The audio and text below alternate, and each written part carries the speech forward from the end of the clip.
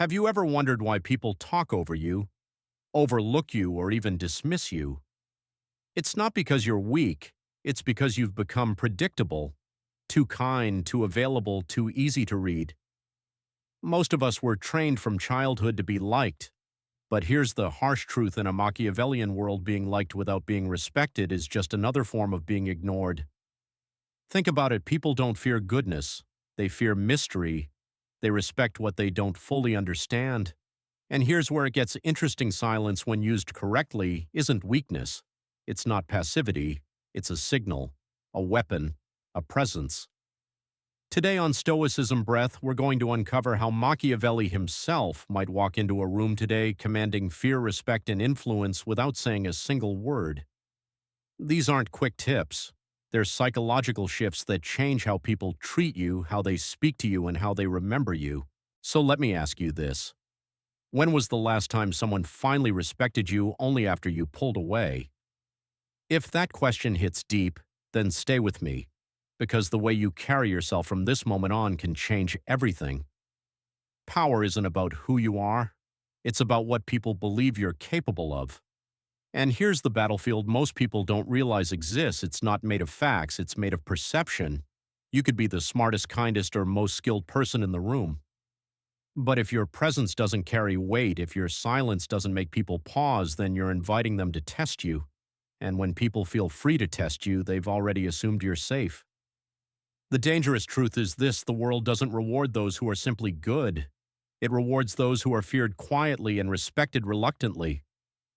Now, most people think power means aggression, that you need to be loud, forceful, or intimidating. But that's wrong.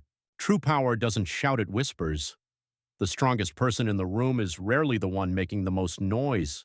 It's the one no one can fully read. They walk into the room and instantly, without speaking, everyone else begins adjusting their behavior. Being harmless is not the same as being noble. In fact, harmlessness invites exploitation. But when people sense calculated danger, quiet, cold, restrained, they begin to hesitate. They second-guess their words. They treat you with caution, not because of who you are, but because of what they fear you might do if crossed. And the more they wonder, the more they respect. This is the essence of Machiavellian presence. It's not built on brute force, it's built on possibility. The possibility that your silence hides strategy, that your calm isn't weakness but calculation. To be feared doesn't mean to be cruel. It means becoming uncertain in the eyes of others. It means mastering the art of presence without revealing yourself. That is how you command a room without saying a word. Because in the hierarchy of influence, those who are completely understood are easily managed. But those who remain unreadable, they're the wild card, the variable no one dares to gamble against. And here's the paradox: true dominance doesn't begin with a sword. It begins with your aura. An aura isn't created by action, it's sculpted through restraint. Silence isn't just the absence of speech, it's psychological warfare. When you stop trying to be understood and start being unreadable, you become a presence people cannot ignore. So ask yourself the next time you walk into a room, will you be the predictable version everyone thinks they already know, or the unreadable presence that makes them pause, adjust, and respect? Have you noticed that loud people often reveal too much? Their desperation for approval, their insecurities disguised as confidence, their eagerness to please. But here's the truth: when you become difficult to read, calm, slow to respond, vague about your goals, something shifts. People don't engage you casually anymore. They prepare for you. Ambiguity becomes your armor. Because when they don't know what moves you, they can't move against you. Strategy 1.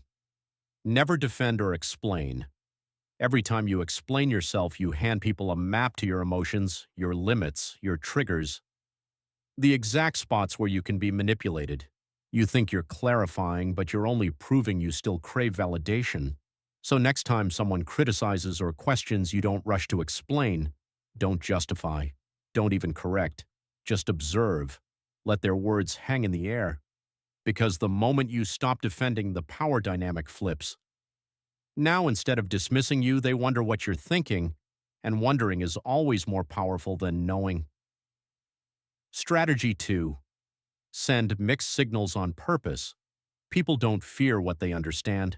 They fear contradictions. If you're always kind, always soft, always predictable, they relax. They assume they've figured you out. But imagine this: today you're warm and approachable. Tomorrow you pull back without explanation. One moment you offer kindness, the next you vanish. That unpredictability unsettles people. They stop treating you casually.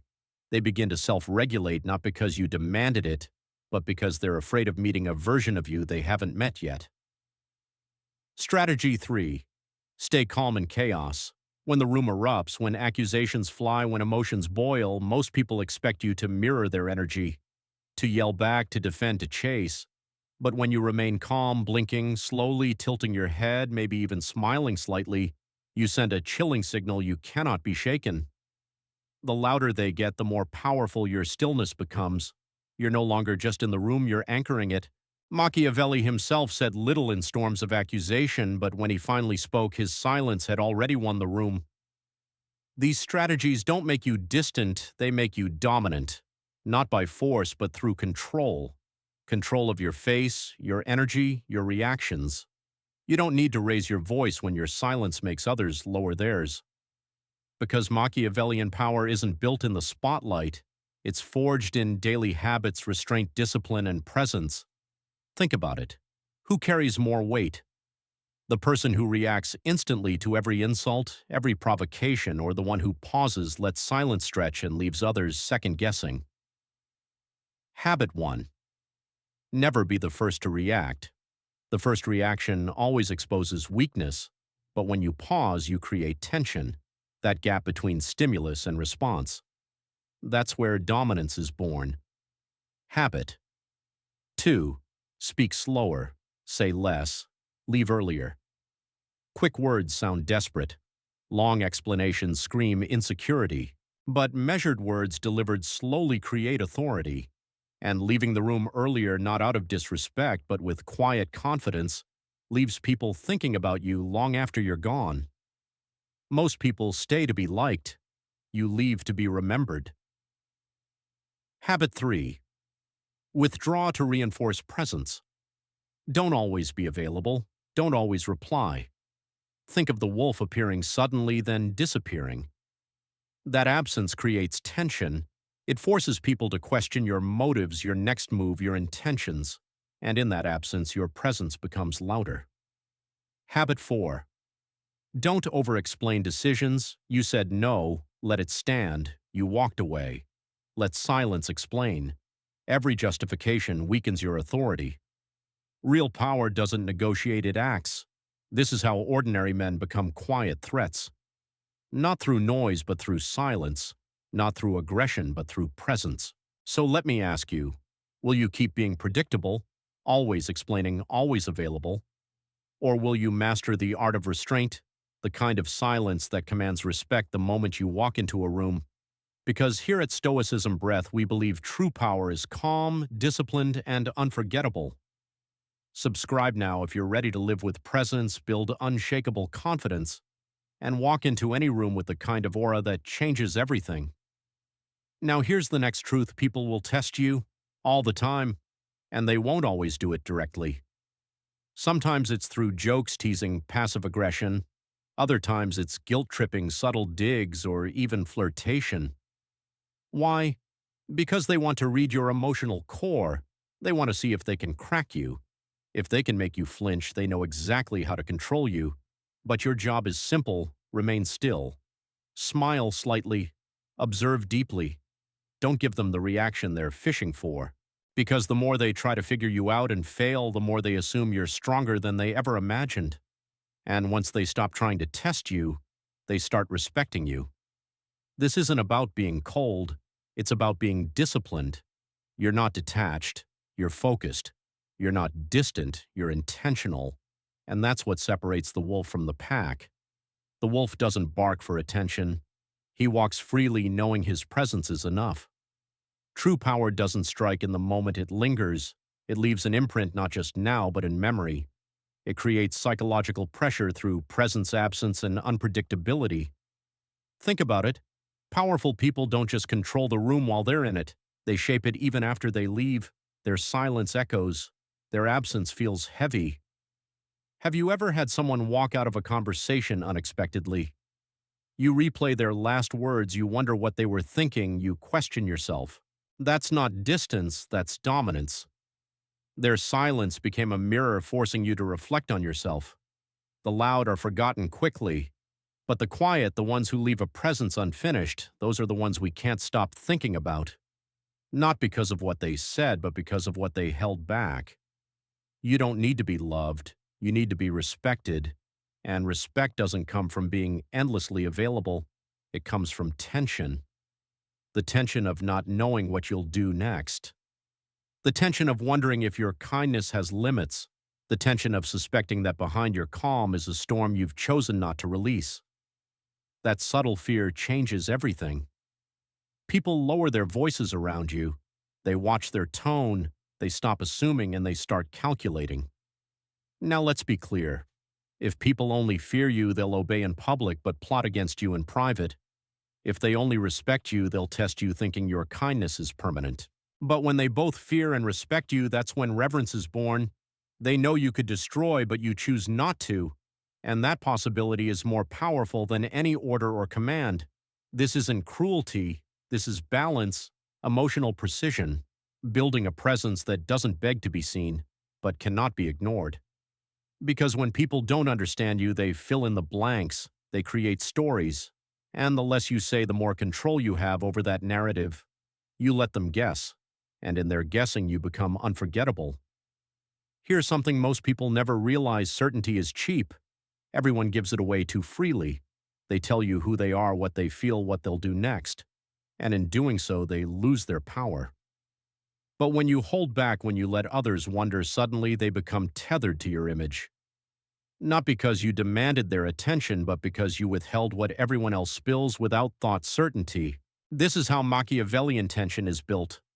Not through drama, not through noise, but through discipline, through controlled ambiguity. Think about it. When you are just warm enough to be trusted but unreadable enough to be feared, you stop being just another person in the room. You become the axis of the room's emotions. You don't need to speak to be heard. You don't need to shout to be respected. In fact, the more silent you become, the louder your presence grows. The most feared person in any room isn't the one barking threats. It's the one who doesn't flinch, the one who doesn't explain, the one who doesn't need to be understood, to be obeyed. That's the paradox of true influence. The less you chase it, the more it chases you. Power isn't about domination. It's about posture, about a stillness that unsettles, a presence that silently rewires the atmosphere. Imagine walking into a room and saying nothing yet. People lower their voices, adjust their words, even rethink their next sentence. That's not luck. That's the art of silence. When you stop reacting, you start shaping. When you stop being endlessly available, you become unforgettable. And when your absence speaks louder than your presence ever could, that's when you've mastered the game. So ask yourself this when you walk into a room: who shows up? The predictable version everyone's labeled and dismissed, or the unreadable one, the one whose silence makes others nervous? If this resonates with you, then you're not just watching a video, you're rebuilding your identity. Here at Stoicism Breath, we dive into the art of unspoken dominance, psychological resilience, and Machiavellian self-control. Subscribe now and let me know in the comments which of these silent strategies will you start applying first. And if this message struck a chord, hit like so more people can stop barking for attention and start being remembered.